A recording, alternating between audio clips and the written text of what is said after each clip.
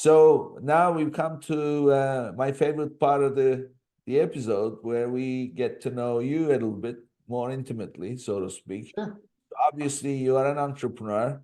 So tell us where did you grow up, and where was the first idea of being an entrepreneur as a kid? When because those things happen, when you are little, right? But you Sure. just don't know what's going to come out of it. So Yeah. share a little bit about yourself and let us get to know you. So I grew up in Michigan. I lived there my entire life, never lived anywhere else until 4 weeks ago when I moved to Puerto Rico. So I'm loving the sunshine, but that was my home. I grew up in a family that really didn't have any money. So we were buying the shoes off the shelf that were 3 sizes too big for me because we could buy them cheap enough, So that was my formative years. But I'll tell you the very first thing that I ever tried to sell. I remember, so we went on a camping trip. We went on camping trips every year with my grandparents and my family. And on this camping trip, we were gone long enough and I was bored enough that I made a do-it-yourself homemade slingshot. And if you're an animal lover and this upsets you, I'm sorry, but I shot a bird. But the fact was, I hit it. Like it worked. Like it was a slingshot that actually worked. So I thought, and I got home after that camping trip, and some of my buddies, in the neighborhood saw it, and they were like, "Hey, I want one." So I started making slingshots for the rest of the people, and I sold them for like $5. I don't know, something. Which of course back then was actually quite a lot of money now that I think about it. But I sold quite a few of them, and I didn't really think anything about it, of course. I mean, geez, I don't know, I was like 10, or 11. I don't know what I was. And so, it wasn't like I thought, oh yeah, I want to be somebody who sells stuff. Like I actually had decided I wanted to be a lawyer, mainly because they made a lot of money. And I like to argue, quite frankly. Those two things just seemed like they went together. So I wanted to be a lawyer like all my life. So I went to school. I went to college thinking that's what I was going to do. I was a political science major. I actually double majored in political science and mathematics just because I was really good at math. But all the time, I planned on going into law. But I made it a couple of years into school, and I really enjoyed political science like that, and math, both. I enjoyed my time, but I started tutoring while I was in college, and I just really, really enjoyed it.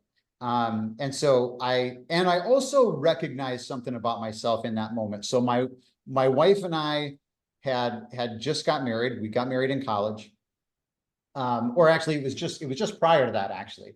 And I had come to this, I don't know, epiphany, I guess, that law would be a really bad career move for me because I loved arguing way too much. And at the time I loved money way too much. And so I was certain that if I went down that path, I would not have a wife, I would not have a family. And if I did, I would destroy it, and it wouldn't, and I didn't want law to be the only thing I had in my life. So I just went a different route. I actually started into the education program at the college. I went for secondary education. I went into teaching, which I did enjoy, but I didn't teach for very long. I was at an alternative high school, and I was at the same time, I started a lawn care business while I was in college. Again, not really because I necessarily wanted to be a business person, but it just seemed like the easiest way for me to make the most money during my summers when I wasn't, in school. And so at that time, when I got out of school, teaching, I planned on doing that, and it still made sense because I still got my summers off, so I could still do the lawn care. There was a little overlap, but I could do it. But the problem was the alternative high school was one of those where the principal they pretty much just let the kids do whatever they wanted. And the problem was all of those kids were there because that's what they do. They do anything they want, and they don't recognize that society has certain limits on it, certain things you just can't really do. And if you're going to do them, at least understand that you're going to break something, okay, you can make that choice, but understand there's going to be consequences that come out of it, right? And there were no consequences for anything. And the teachers were, I don't know, they were kind of superfluous in the process. And I decided after a couple of years that I was done. I wasn't going to go back to teaching until I didn't need the paycheck, because I didn't like the fact that I was kind of held hostage by that. Like I couldn't teach the way that I knew I needed to teach in order for the kids to really get what I knew they needed.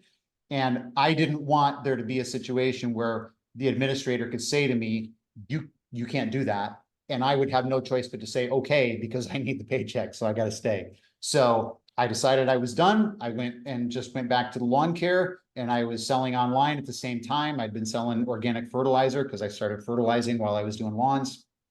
And that was the beginning of my e-commerce process, was back there. I had started selling fertilizer.